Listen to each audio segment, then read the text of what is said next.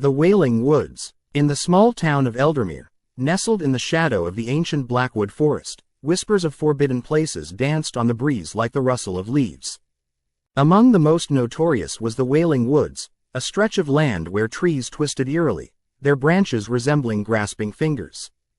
The townsfolk avoided it, especially after sundown, speaking of cursed creatures that prowled within its depths. Samantha had heard the stories all her life.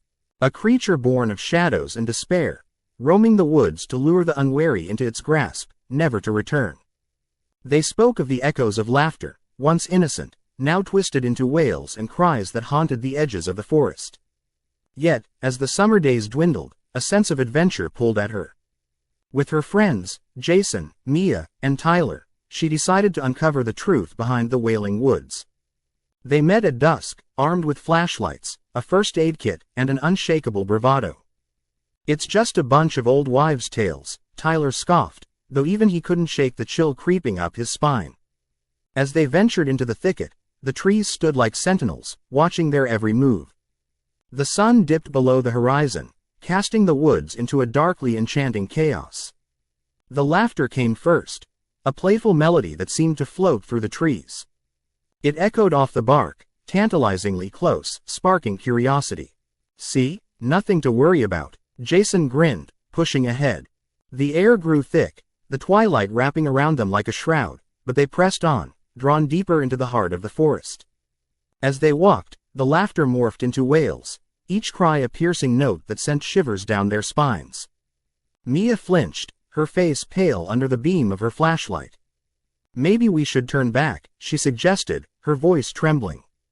"Nah, we've come this far," Samantha insisted. "Let's just see what it's all about." But even as she spoke, unease gnawed at her belly. The trees grew closer, their dark forms enveloping them in an embrace of dread. Just as they considered heading back, they came upon a clearing. At the center stood an eerie statue, weathered and cracked, depicting a twisted creature covered in moss, its eyes hollow but somehow alive. It exuded an aura of despair. "Whoa, what is that?" Tyler whispered, stepping closer, his flashlight revealing the grotesque figure. Suddenly, the wails rose, becoming a cacophony of sorrow. The ground around them trembled slightly, as if the earth itself was alive. At that moment, a cold breeze swept through the clearing, chilling them to the bone. Something was watching. "Guys, we should really go," Mia urged, anxiety dripping from her voice. But before they could turn, shadows unfolded from the darkness, settling on the edges of the clearing.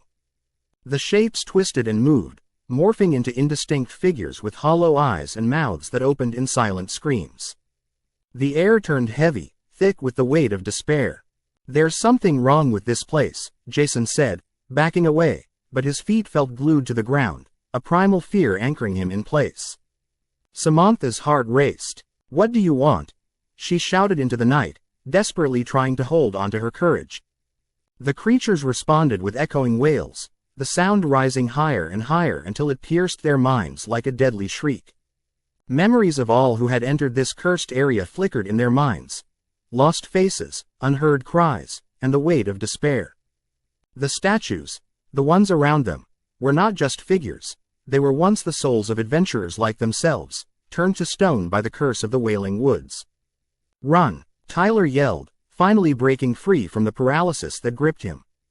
The four friends sprinted, the wails chasing them as they cut through the trees.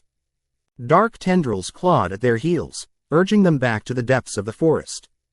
With adrenaline coursing through her veins, Samantha led the group until they finally burst from the tree line into the cool, open fields beyond the woods. They fell to the ground, gasping for breath, the wails fading behind them, replaced by the ominous silence of the blackwood forest. After that night, the tales of the Wailing Woods gained new life in Eldermere. Samantha and her friends became part of the legend, no longer just aware of the curse, but driven by the knowledge that evil lurked where curiosity lured the bold. As they glanced back at the forest with its somber darkness, they could still hear distant echoes, cries pleading for release. But they also heard their own laughter, mingling with the sounds of the woods. This time, it was a sound of relief, forged in the pact of survival, deepened by the chilling understanding that some things are better left undisturbed. The Wailing Woods continued to haunt Eldermere, a reminder of the cursed creatures that awaited any foolish enough to ignore the warnings that prowled just beyond the trees.